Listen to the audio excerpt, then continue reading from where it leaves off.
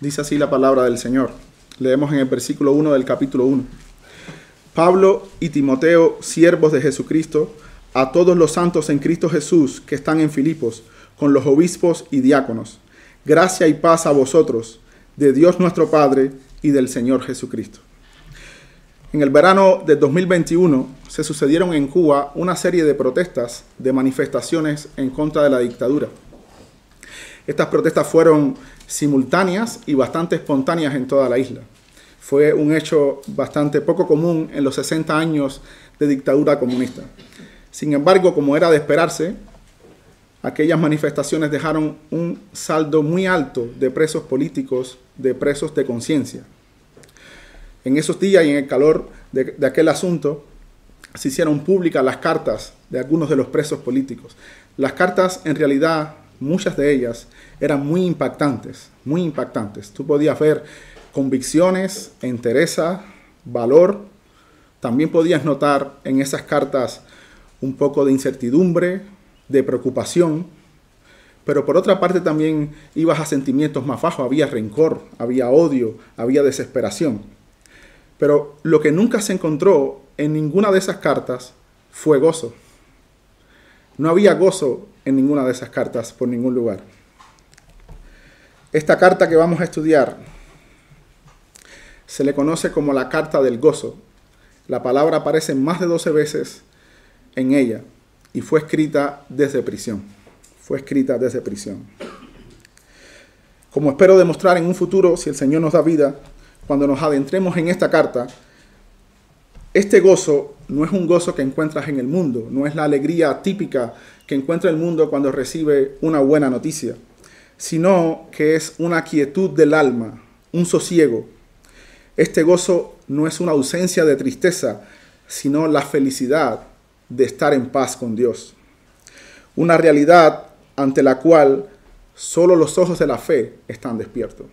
Esto solamente es un fruto del Espíritu. El mundo no lo puede hallar. Dice el autor en el versículo 18 del capítulo 2. Asimismo gozaos y regocijaos también vosotros conmigo. Y ahora, luego en el versículo 27 del capítulo 2, Pablo deja ver que Epafrodito fue sanado no solamente por misericordia para Epafrodito, sino también para él, para no añadir tristeza sobre tristeza. Entonces vemos que el gozo no es una ausencia de tristeza, sino esa realidad del alma, esa convicción de corazón de que estás en paz con Dios.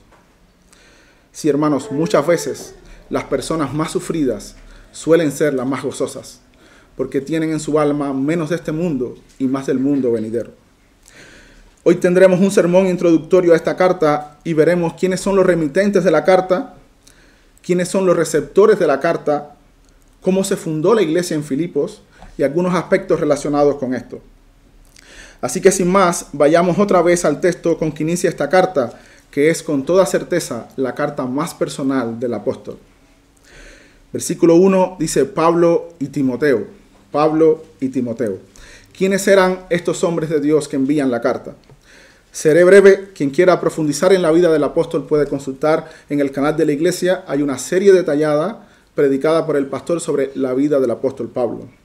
Pero ¿quién era este Pablo? Brevemente. Pablo no siempre fue Pablo. Pablo no siempre fue Pablo.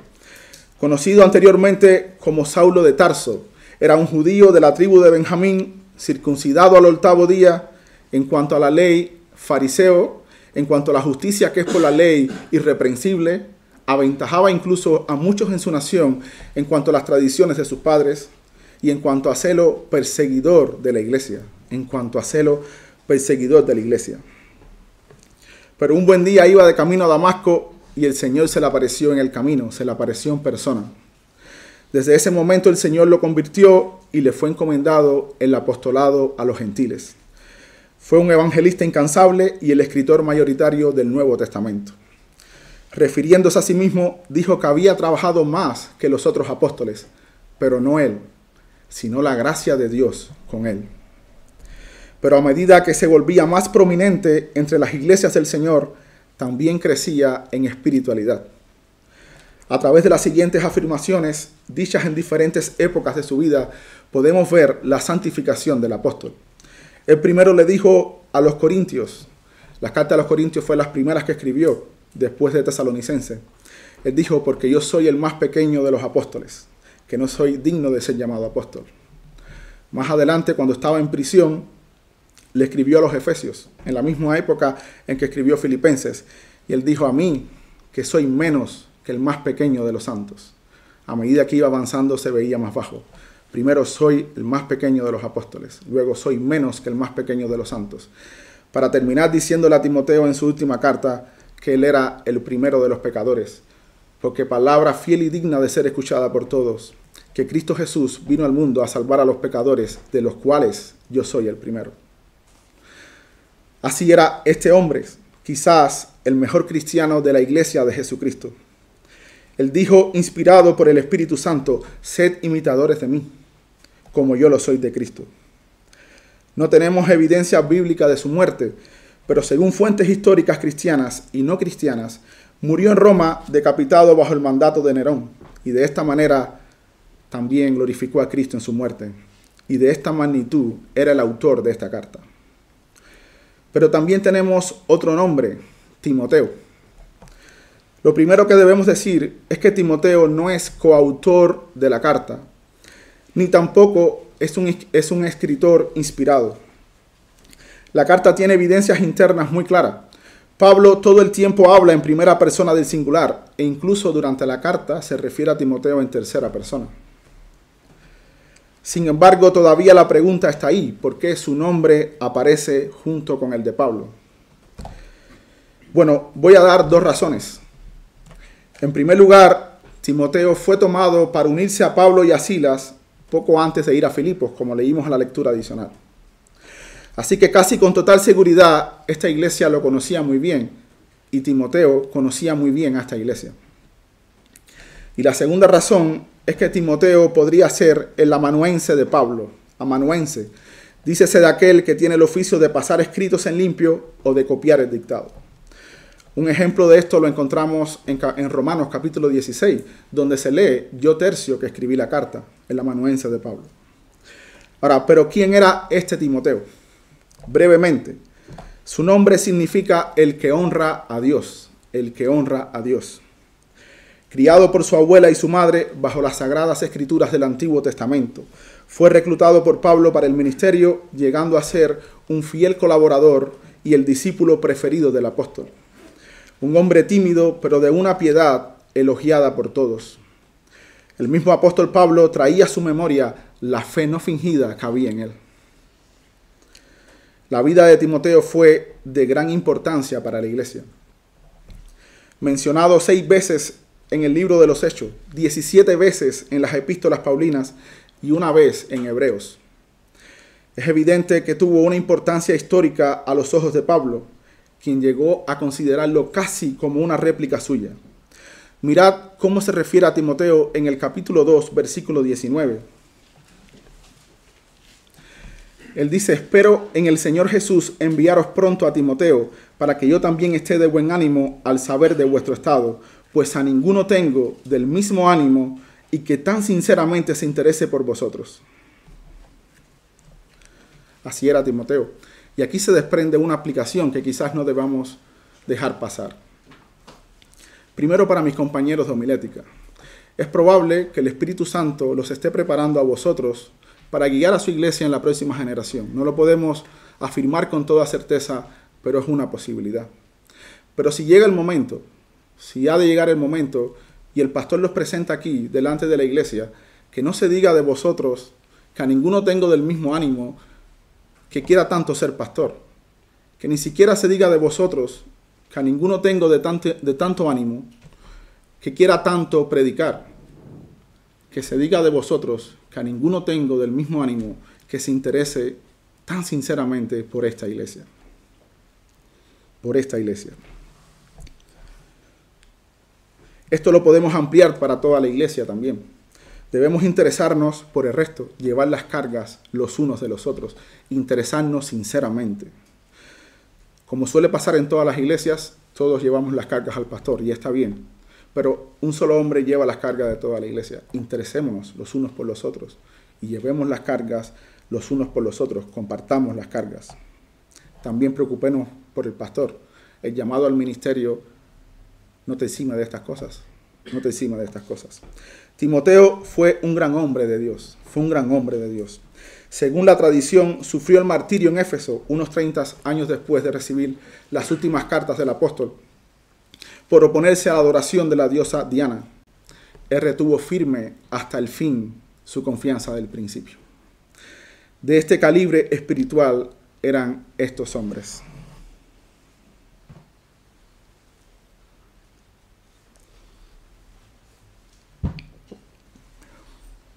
Ahora, Pablo se refiere a ellos mismos como siervos de Jesucristo. Pablo y Timoteo, siervos de Jesucristo. Muchas veces Pablo tuvo que defender su apostolado. En muchas de sus cartas él tuvo que defender su apostolado. Pero aquí no había necesidad. La iglesia de Filipo lo sabía muy bien y de hecho apoyaba económicamente a Pablo en su ministerio. Sin embargo, aunque no era necesario defender su apostolado, a Pablo nunca se le olvida poner la frase siervos de Jesucristo. Es decir, esclavos. Estos hombres no eran soldados a sus propias expensas, eran esclavos de un amo. Así que estos son los remitentes de la carta, Pablo y Timoteo, esclavos de Jesucristo. Entonces, ¿quién recibe la carta? De manera general, la iglesia que estaba en Filipos. La ciudad de Filipos lleva su nombre en honor a Filipo II de Macedonia, quien la conquistó en el siglo número 4 a.C. Quizás este nombre, Filipo II de Macedonia, no le suene mucho, pero si le digo que era el padre de Alejandro Magno, ahora quizás lo ubique mejor. De hecho, como esta ciudad era rica en oro, patrocinó muchas de las conquistas militares de esa familia. Luego fue tomada en el siglo II por los romanos. Algunos historiadores afirman que la ciudad cayó en cierto olvido durante los siguientes 100 años. No encontramos documentos que se refieran a la ciudad. Pero en el año 42 a.C. se libra una importante batalla que pondría fin a la república y daría comienzo a lo que es el Imperio Romano, o a lo que fue el Imperio Romano. Luego Filipo tomó la deseada categoría de colonia romana. Por tanto, sus habitantes estaban libres de impuestos y eran legalmente ciudadanos romanos. Muchos de los veteranos de guerra se quedaron viviendo allí. En la época de Pablo había un importante camino romano que atravesaba la ciudad, y aunque la lengua oficial era el latín, la mayoría hablaba griego. Menciono estos datos para que vean la providencia del Señor. Gracias a que había una gran ruta comercial y que se hablaba en griego, el evangelio luego llegó de una manera más fácil. Ahora, ¿cómo se fundó la iglesia en Filipos? La que vendría a ser la primera iglesia en Europa. Pues hemos visto el relato en la lectura adicional. Pablo quería ir a otros lugares, pero el Espíritu Santo se lo impidió. Le dio una visión de un varón de Macedonia: pasa a nosotros y ayúdanos. Y así fue como se encaminó a Filipos. También vimos en la lectura adicional la historia de 3 convertidos: Lidia, la divina y el carcelero. Y aunque solo se nos narra la historia de ellos 3, es fácil ver por el contexto que muchos otros fueron convertidos también. Ahora, Pablo se refiere a esta iglesia como los santos en Cristo Jesús que están en Filipo. Los santos en Cristo Jesús que están en Filipos. Vamos a analizar esto por partes. La mente de Pablo era muy teológica. El trasfondo de cada palabra, de cada frase que usa, es profundamente teológico. La primera palabra que usa Pablo es santos. Santos. Tenemos que descartar rápidamente qué cosa no es santo. ¿Qué cosa no es santo?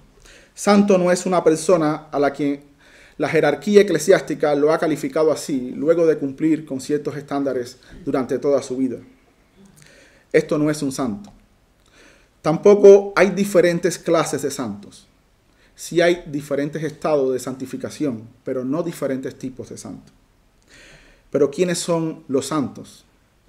Aquellos que han sido apartados y consagrados a Dios. Israel fue apartado de entre todos los pueblos, la casa de Aarón fue apartada dentro de todas las casas, y hoy también los cristianos son apartados para consagrarse al Señor. ¿Se dan cuenta? Los santos son aquellos que son apartados para Dios. Salmo 65, versículo 4. Bienaventurado el que tú escogieres y atrajeres hacia ti para habitar en tus atrios. Pero estos santos están en Cristo. Estos santos están en Cristo.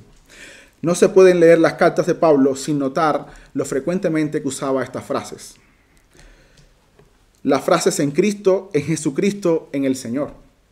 En Cristo Jesús se encuentra 48 veces en las epístolas paulinas. En Cristo solamente 34 y en el Señor 50.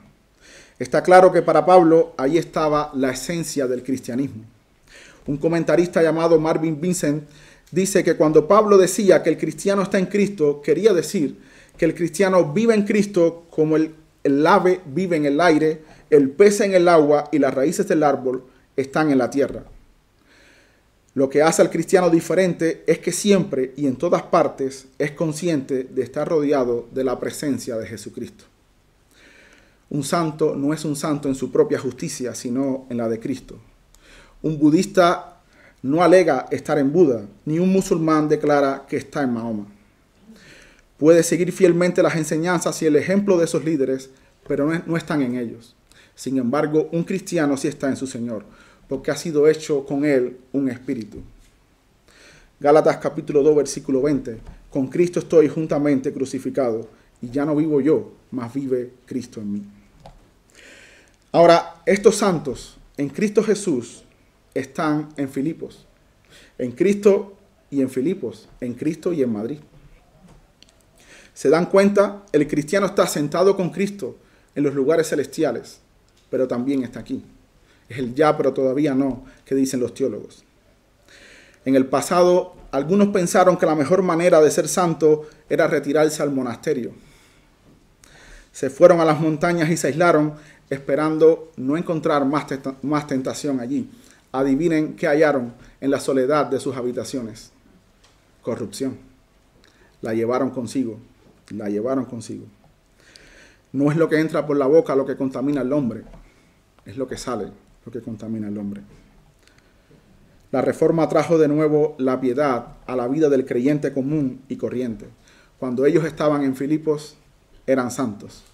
Cuando estemos aquí en Madrid, también somos santos. Recuerda, cuando estés aquí en la iglesia, eres santo. Cuando salgas afuera, también. Cuando estés en tu trabajo, eres santo. Estás en Cristo Jesús. Cuando estés en la escuela, si tú eres convertido, también estás en Cristo Jesús. Cuando estés con tus vecinos, también.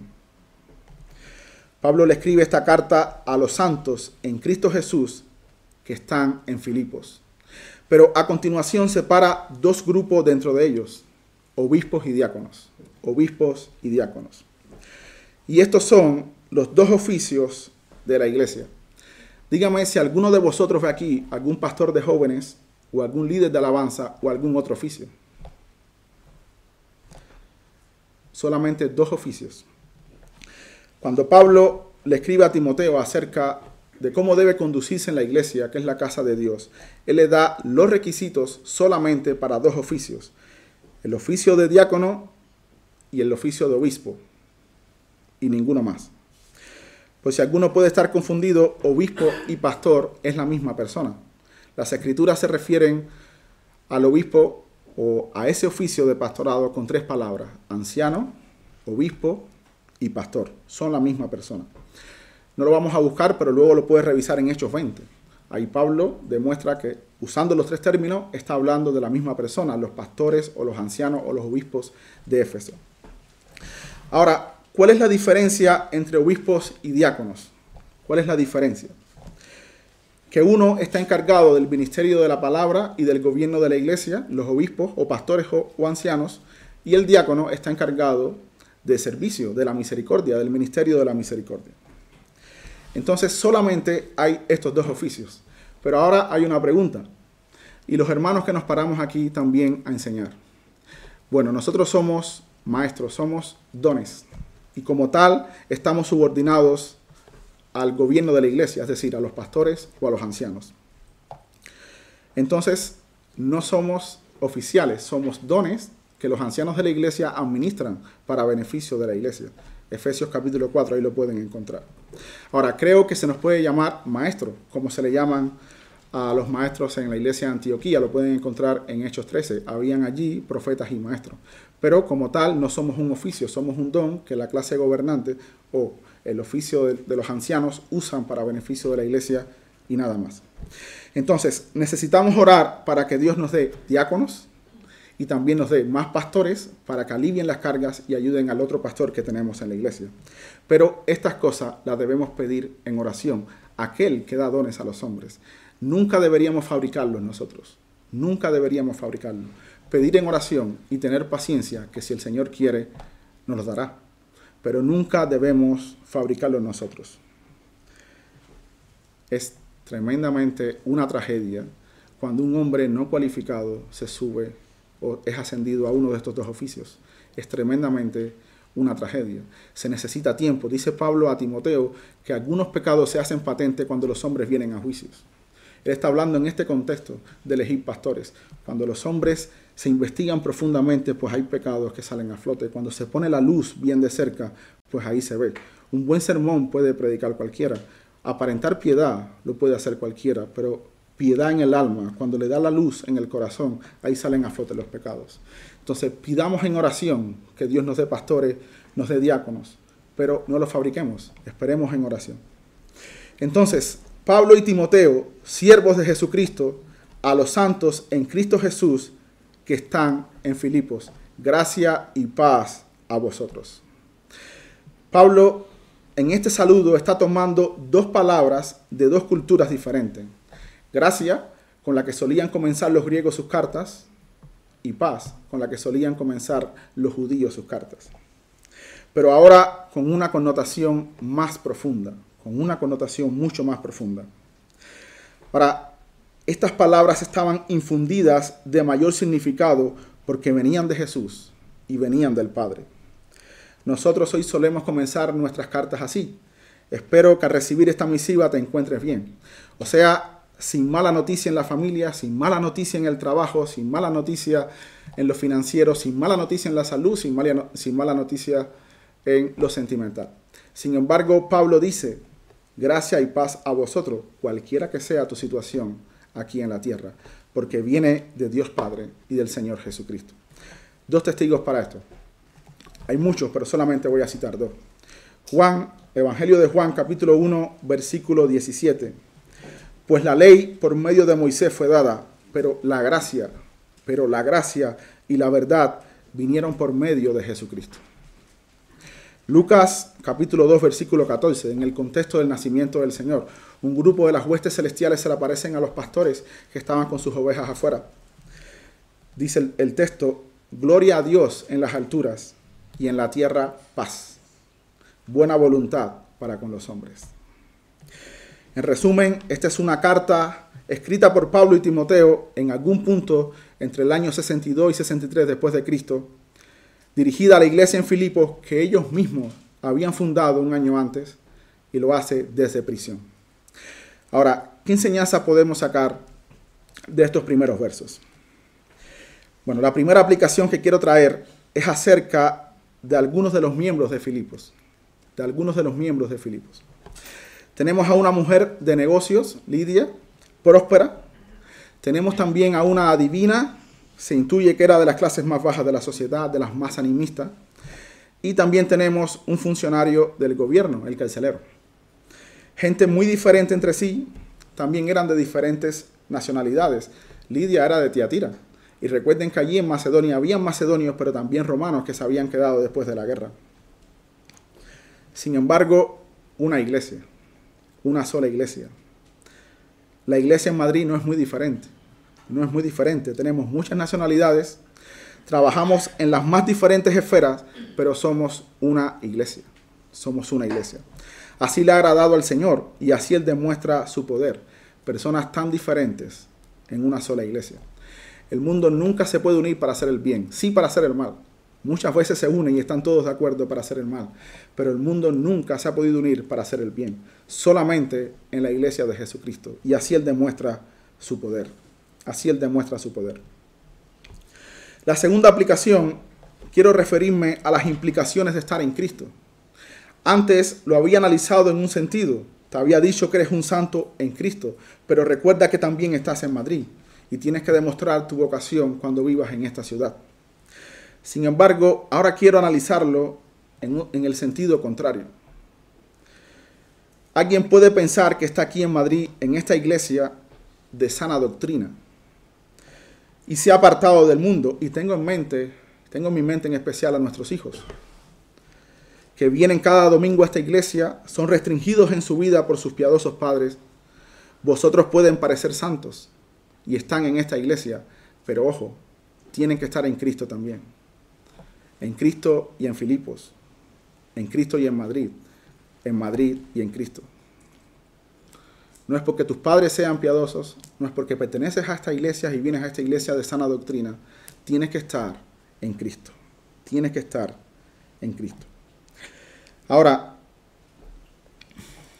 para aquellos que están en Cristo, quiero terminar con una pregunta. ¿Y qué si esta carta no se hubiera escrito? ¿Y qué si esta carta no se hubiera escrito? Porque en esta carta encontramos algunos de los textos más memorables del Nuevo Testamento. Textos que creyentes han atesorado a lo largo de la historia en lo más profundo de su corazón. Quiero recordarles algunos para que reaviven su amor por la palabra y en especial por esta carta que, si el Señor lo permite, comenzaremos a estudiar. Capítulo 1, versículo 6. Capítulo 1, versículo 6. Estando persuadido de esto, que el que comenzó en vosotros la buena obra, la perfeccionará hasta el día de Jesucristo. Un arma importante para la perseverancia de los santos. Capítulo 1, versículo 21. Porque para mí el vivir es Cristo y el morir es ganancia. Textos memorables que los creyentes han abrazado. Capítulo 1, versículo 29. Porque a vosotros os es concedido a causa de Cristo, no solo que creáis en Él, sino también que padezcáis por Él. Se os es concedido que creáis en Él. Armas poderosas para defender las doctrinas de la gracia, el verdadero evangelio.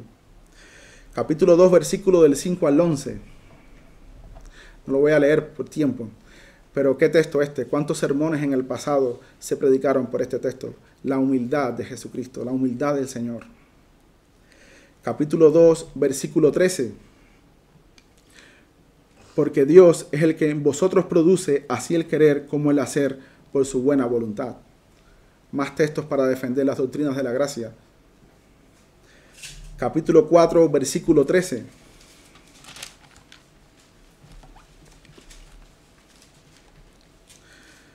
Todo lo puedo en Cristo que me fortalece. Todo lo puedo en Cristo que me fortalece. Bien, hermanos, quiera el Señor estimularlos a amar esta carta un poco más. Que no se diga de nosotros como dijo Spurgeon de alguno de los hombres en su generación, que hay tanto polvo sobre sus Biblias que se puede escribir con un dedo condenación. Amemos la palabra del Señor. Vamos a orar. Padre, te damos gracias por tu palabra y gracias en especial por esta carta. Te rogamos que la uses para beneficio de nuestra alma. Por la importancia que tiene tu palabra para nuestra vida, te rogamos que la uses con poder. Y te la pedimos en el nombre de nuestro Señor Jesucristo. Amén.